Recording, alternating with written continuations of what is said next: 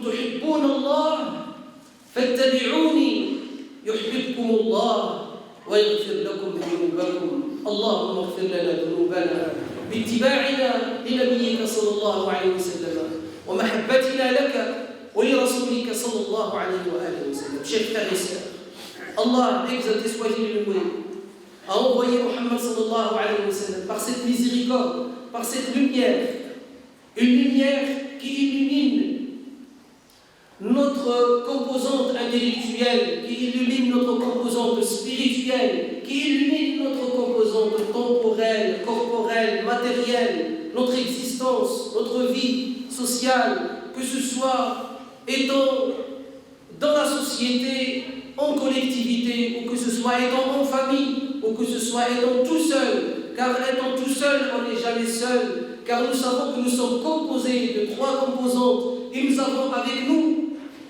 3 parties de nous-mêmes. Donc on est 5 choses à la fois, et on n'est jamais seul, mes frères et sœurs, sans parler du comble de tous les combles, le fait de se rappeler dans la constance que Allah subhanahu wa ta'ala nous observe, que Allah Azza wa Jal est avec ceux qui sont avec lui, c'est-à-dire dans la voie de Muhammad sallallahu alayhi wa sallam. Que Allah Azza wa Jal nous observe pour que nous puissions l'observer, c'est-à-dire observer ses préceptes, tel est l'ihsan auquel nous a invité le prophète sallallahu alayhi wa sallam, et qu'il a indiqué, et qu'il a défini, et qu'il a vécu sallallahu alayhi wa sallam, et nous a laissé des exemples alayhi salatu wa sallam.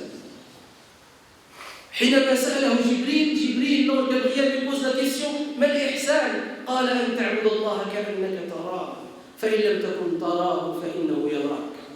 L'ihsan, cette excellence et cette bienfaisance, cette bienséance dans le comportement, dans la relation entre nous et Allah, entre nous et nous-mêmes, entre nous et autrui. Tels sont les enseignements lumineux de cet homme qui est né durant ce mois et qui est mort durant ce mois, selon ce qui nous a été rapporté, et tel que nous rappelons sa naissance sallallahu alayhi wa sallam, nous rappelons aussi sa mort alayhi salatu wa sallam.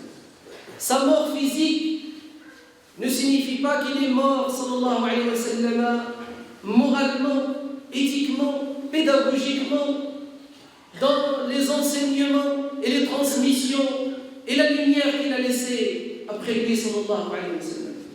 Cela ne signifie point cela. Cela ne signifie pas point ceci, car nous avons déjà montré et établi le fait que le prophète sallallahu alayhi wa sallam nous accompagne toujours par la parole d'Allah Azza wa Jal. Allah Azza wa Jal nous dit وَكَيْفَ تَكْفُرُونَ وَأَنْتُمْ تُتْلَى عَلَيْكُمْ آيَاتُ اللَّهِ وَفِيكُمْ رَسُولُهُ. Comment m'écroirez-vous alors que les paroles d'Allah, les versets d'Allah vous sont récités et le messager d'Allah est parmi vous? Les versets d'Allah nous sont toujours récités, le messager d'Allah est toujours parmi nous, rien que premièrement par le fait que les paroles d'Allah sont récitées. Cette parole d'Allah qui est le Coran est récitée. Ces versets du Coran nous sont récités jusqu'à aujourd'hui et nous les récitions. Comment? Avec l'accompagnement du prophète sallallahu alayhi wa sallam dans et à travers cette récitation. Point de psalmodie du Coran, si ce n'est celle qui a été transmise par le prophète sallallahu alayhi wa sallam, tel qu'il l'a reçu, tel est tartil, tel est tajwid et le Coran al-Azim. Le prophète sallallahu alayhi wa sallam nous accompagne par la récitation du Coran que nous récitons, mais par les multiples récitations du Coran qui embellissent et donnent beauté et goût de beauté à nos langues, qui sont aujourd'hui authentiquement du nombre de 10. Ces différentes récitations du Coran al-Azim ne sont pas des récitations les unes contraires aux autres, mais au contraire, elles sont des récitations de diversité pour montrer la beauté de la parole d'Allah subhanahu wa ta'ala. Et si le prophète sallallahu alayhi wa sallam nous accompagne par cette diversité, alors à travers l'essentiel même de la révélation qui est le Coran, alors imaginez tout ce qui découle du Coran et qui vient des enseignements du prophète sallallahu alayhi wa sallam. quelle diversité dans la manière de faire les ablutions, quelle diversité dans la manière de faire la prière, quelle diversité, sallallahu alayhi wa sallam, nous a laissé dans la manière de pratiquer, d'accomplir le culte, quelle diversité dans la manière de nous comporter, afin que chacun trouve sa place et que chacun joue son rôle. Tels sont les éléments qui composent toute la composition de la création d'Allah subhanahu wa ta'ala. Et tel doit être chacun d'entre nous. Chacun d'entre nous a sa place dans son islamité et son islam. Chacun d'entre nous a sa place dans la communauté de foi de Muhammad sallallahu alayhi wa sallam. Chacun d'entre nous a sa valeur. Chacun d'entre nous a son rôle à jouer. Ne baissons pas les bras. Ne rebroussons pas le chemin. Ne portons pas des tenues à double face. Soyons clairs avec Allah. Soyons clairs avec nous-mêmes. Soyons clairs avec autrui. Soyons sincères. Soyons acteurs dans notre destin qu'Allah Azza wa Jalla a décrété pour nous et qu'Allah Azza wa Jalla a créé les moyens pour que nous puissions l'atteindre ou que nous puissions jamais l'atteindre. C'est Allah qui décide, malgré toute décision.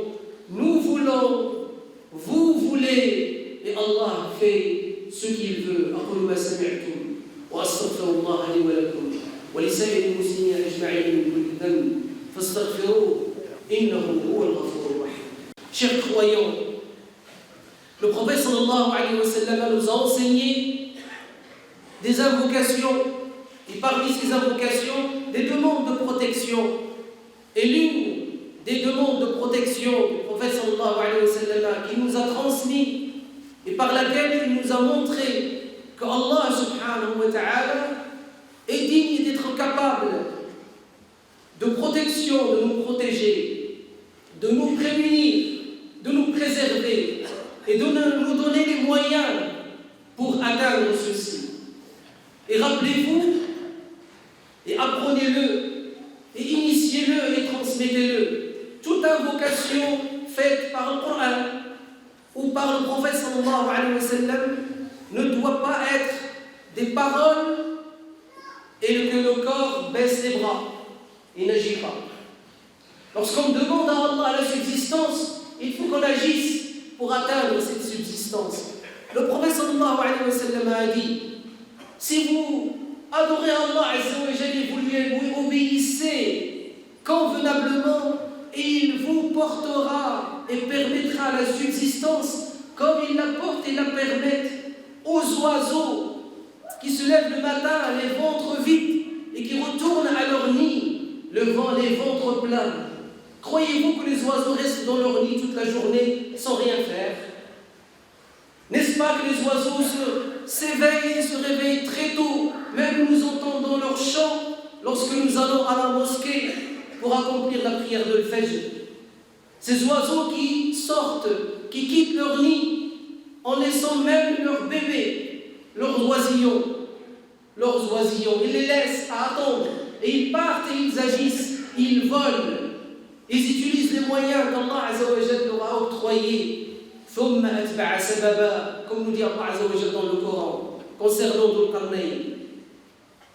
Lorsqu'on fait des invocations, lorsqu'on implore Allah Azza wa Jalla, lorsqu'on demande à Allah Azza wa Jalla quelque chose, cela veut dire quoi? Cela veut dire accompagner la demande par l'action, mon frère, ma soeur.